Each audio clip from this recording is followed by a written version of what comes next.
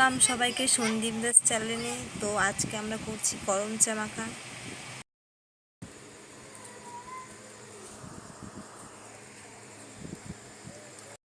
তো আমরা এখানে করম চাগুলোকে মাঝখান দিয়ে কেটে বীজগুলো বের করে নিয়েছি।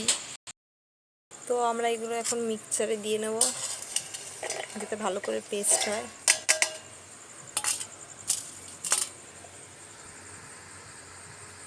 পেস্ট করে তারপর দেখা হচ্ছে, দেখা যাক এখন কিরকম পেস্ট হয়েছে।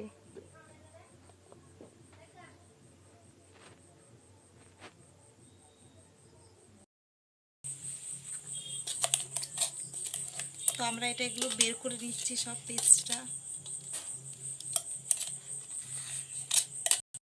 বের করা হয়ে গেছে। এখানে পরিমাণ মতো সব কিছু নিয়ে নিয়েছি।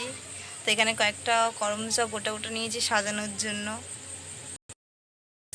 নুন, লঙ্কার গুঁড়ো, লেবু পাতা, পরিমাণ মতন চিনি। তো আমরা এখন সবগুলো এগুলো মেখে নিচ্ছি একসাথে।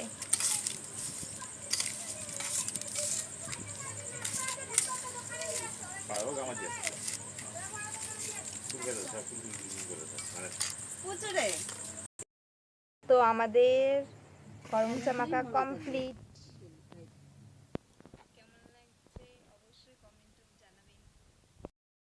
খেতে করম চা মাখাটা প্রচণ্ডই টেস্টি হয়েছিল।